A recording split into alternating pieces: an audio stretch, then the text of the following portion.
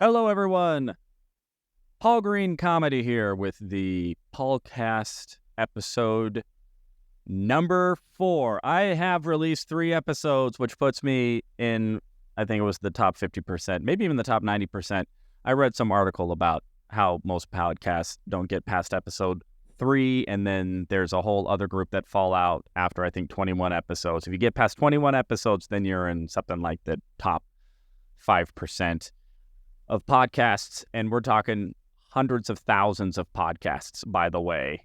The numbers are astounding about how many podcasts there are out there, and yet here I am just putting another voice out into the universe because the world needs more white stand-up comedian men talking into microphones. It's what we need.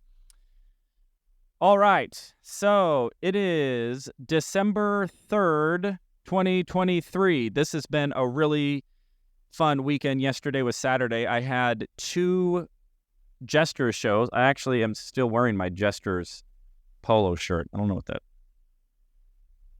what that stain is. So it's been really fun. So I started with the Jesters in 2008 doing short form improv comedy, similar to what you would have seen on Whose Line Is It Anyway? They've always done a fantastic job, put on a fantastic show. I tried to estimate once, just sit down and try to think, how many shows have I really done with this troupe? And it's pretty astounding. I guess that I've at least done over 1,000, probably more. So this time of year, the holiday season, when I was with the Jesters before I moved to Los Angeles in 2014, the holiday season was maddening, starting at about Thanksgiving until about the 2nd or 3rd week of January. They have a huge corporate client list. And so we get tons and tons and tons and tons of corporate gigs, which are super fun. Sometimes they're different. They're a unique experience. It's different than just doing the show in the theater. In the theater, which is sort of our home base there. And you get all kinds of different scenarios. I did a private show once in the living room of a dentist once. It was just him. It was a small dental office, and it was just him, I think one other dentist, a couple hygienists, a couple assistants, and their wives. And it was their holiday party at this dentist's, literally in his living room. So there was a cast of 3 of us and a host, I think, and maybe 9 or 10 adults just sitting on a sectional couch in the living room.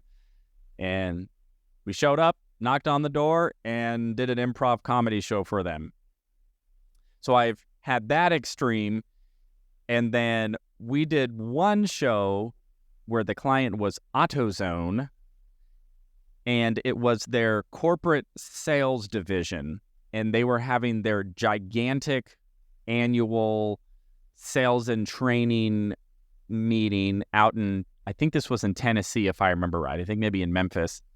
And yeah, so we flew out there, and that was a really involved gig.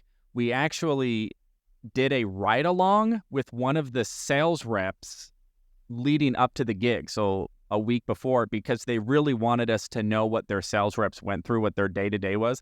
So I went on a ride-along with this corporate sales rep and just went to these different auto shops when he went in and talked to the owner or whoever was in charge of supplies, inventory for the auto shop, and just listened to this AutoZone sales rep just ham it up with these shop owners and finding out what their needs are. And it was really fascinating. They gave us a copy of their sales manual, which talked a lot about the different personality types. Like, there's 4 different personality types, and you really need to understand the personality type of who you're talking to, because as a sales rep, if you understand the different personality types, then you need to adjust your strategy based on the type of person you're talking to, which was really fascinating. So we did all this research, did ride-alongs, and then flew out to Tennessee, and it was in this really beautiful performance auditorium. It looked like where like a professional symphony would perform. Really nice, fairly large, probably 500-600 seats maybe, and just full to the brim of AutoZone sales reps. I think it was all men. I don't remember there being a female sales rep.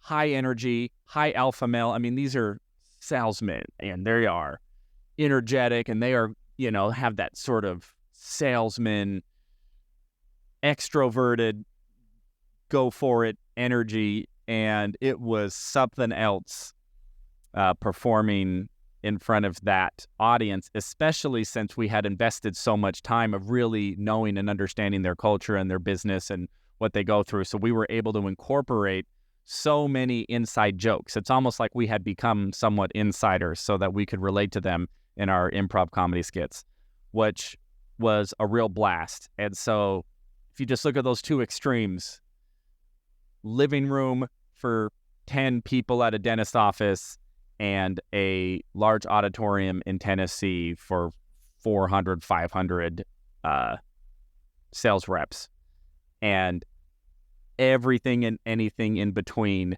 We did this one gig in Hawaii where we didn't even really do improv.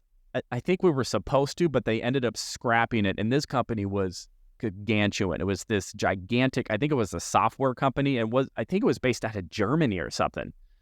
Anyway, they flew us out to Hawaii, and their whole conference, again, it's their annual business conference or whatever. And so they rented out the whole Ritz Hotel on the beach at Maui. Well, I don't know if they rented the whole facility, but that's where everybody was staying. Flew everybody out, again, international flights to Hawaii. They flew us out with the Jesters, and the whole theme was Beatles themed. So they actually had us dress up in the Sgt. Pepper's Lonely Hearts Club Band outfits that the Beatles wore on that album cover, in those ridiculous, silky, sort of pastel-colored military outfits. If you've ever seen the color of Sgt. Pepper's, you'll know exactly what I'm talking about. So we actually rented those outfits and the wigs and, the John Lennon glasses and everything so that we would look like the Beatles from the Sgt. Pepper's album. And they flew us out, I think 4 or 5 of us. And all we did was just sort of MC and facilitate this, one of their evening sort of banquets. And again, initially, the intention was for us to also put on an improv comedy show, but they ended up scrapping that for whatever reason, scheduling, or I think it's because they also had a live cover Beatle band, if I remember right, and the Beatles band started playing and everybody got up and started dancing, and I think that they thought that we would come out and maybe do an improv show in between sets of the band or something. But when they saw how much fun everybody's having with the band, they just said, well, let's not interrupt this. Let's just let them keep dancing. And we don't want to ruin their night with having to sit down and pay attention to an improv comedy show. So anyway, it's been very nostalgic since coming back to Arizona in 2022 and starting to get back involved with the Jesters and starting to get involved with their corporate events again. So I did one Thursday night, which I talked about. I did one last night. I did one this afternoon, and I'm doing another one. Well, tonight, it's not a corporate show. It used to be a corporate show. The corporation canceled for whatever reason, and so now I'm going into their I'm doing their last night I did their inside show. So anyway, really, really fun getting back into Jesters and just doing these wild, interesting corporate shows. The corporate show yesterday afternoon was another dentist office. However, they actually rented our theater, and a pretty decent-sized dentist office. There was maybe 35, 40 people there. And it's so much fun whenever you get to perform for sort of an isolated kind of group like that, just to be able, because they all work together, they all know each other, they're all in dentistry, so there's all of this sort of built-in culture and inside jokes and opportunities to relate to that particular audience in a way that you wouldn't get with a normal audience, which is going to be mixed, and you're going to have people from all walks of life. But it is kind of fun, again, having a sort of specific corporate event, because in some ways it's limiting, but in other ways it gives you so much material to really draw from, because this entire company is involved with dentistry. And so every scene you can throw in any sort of characters or puns or culture around dentistry that makes the show so much more unique to that particular audience. And I think they really appreciate it. And it's a lot more fun for them that as improv comedians, we are able to adjust so much of our show to fit that particular audience. So you compare that to a stand-up comedian, that's a lot harder to do as a stand-up comedian, because a stand-up comedian, it takes so much time to write and craft material, and that material is just the material that you've decided you wanted to talk about. And so if you get booked as a stand-up comedian to go into these corporate gigs, it's a lot harder to be going, oh, I'm doing stand-up comedy in front of a dentist's office, I better write 5 or 10 stand-up comedy jokes about dentistry. That I think that's a lot harder to pull off as a stand-up comedian than it is as an improviser, since improvisers, we are trained to think off the cuff and to take what is right in front of us and then to utilize that in our comedy and in our improvisation. So super, super fun doing those 4 Jesters shows. And then I did the Backstreet Asia stand-up comedy show 2 nights ago.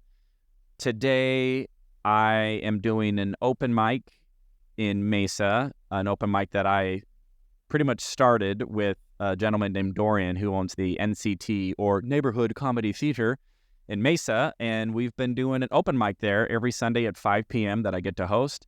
It's been really, really great I pretty much just created my own workshop space. I wanted a place to where I could go consistently to start experimenting with new material, new jokes, as I'm starting to try and expand my stand-up comedy act, and get more material.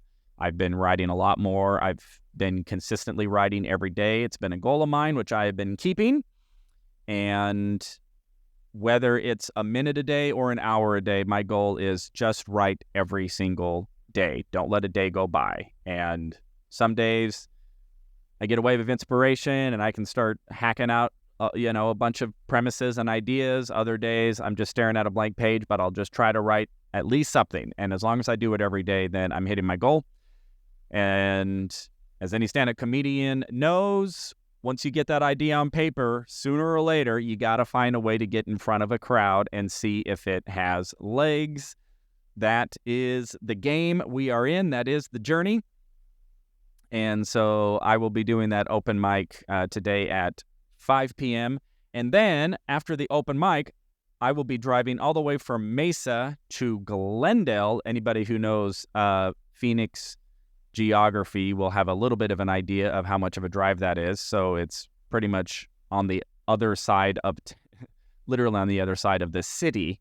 It's about maybe a 45-minute drive from there all the way over to Glendale to get to a stand-up comedy show at Stir Crazy Comedy Club in Glendale. It's over there by the Cardinal Stadium. And I will be doing a clean comedy show courtesy of Randy Hausner and Clean Comedy USA.